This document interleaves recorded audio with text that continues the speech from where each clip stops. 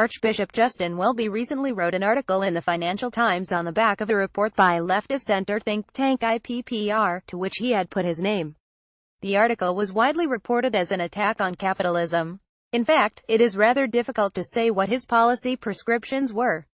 He called for more housing, a sector which is entirely controlled by the nationalization of land use rights through the 1947 Town and Country Planning Act. He also called for education and skills training that would equip people for the future.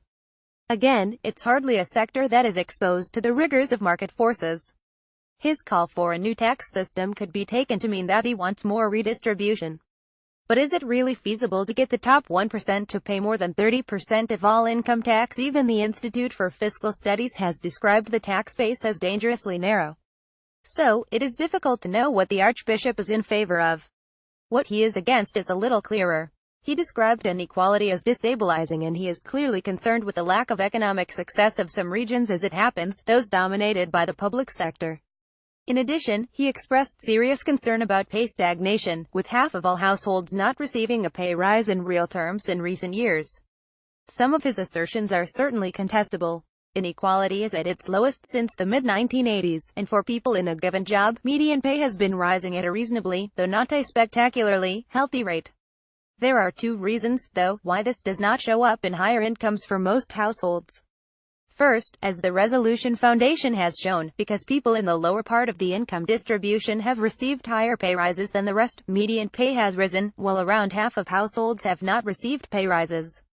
But this also reflects the reality of falling inequality. Indeed, only the richest 20% of households has experienced a fall in real incomes in the last 10 years.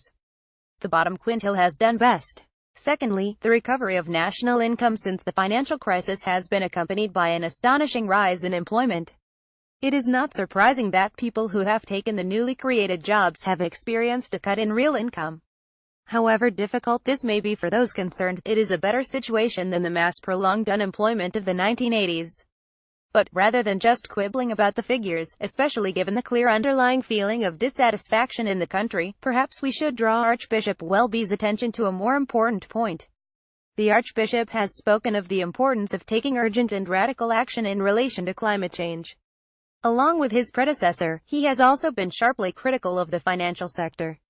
But he has skirted around the implications of action. Pope Francis, in contrast, has bluntly spelled out what he believes to be the cost of protecting the environment. He has argued in favor of getting used to living on less, especially in the developed world. Regardless of whether shrinking the financial sector and reducing carbon emissions are sensible or desirable ideas, such policies have implications. They cause lower incomes today, in the hope that the financial system will be more stable and dangerous climate change will be averted in the future. The contribution of the financial sector to the economy has fallen by nearly a quarter since 2009. It has been constrained by more and more regulation. As finance is our most productive large industry, this will have affected incomes. When it comes to climate change, policy has also had an effect. Tax on petrol represents nearly 70% of its price. By 2020, climate change policies are likely to raise electricity prices by around a third. In addition to all this, working people are also struggling because the government is trying to keep the lid on spending in the context of a welfare state in which ever-increasing pensions and healthcare costs for the elderly are not funded through saving but through transfers from taxpayers. Such systems are vulnerable to changes in population structure. Indeed, it can be argued that they are inherently unjust. I have yet to hear any prominent Anglican comment on the injustice of huge, centralized, pay-as-you-go social security systems. Economics is the science of not having your cake and eating it.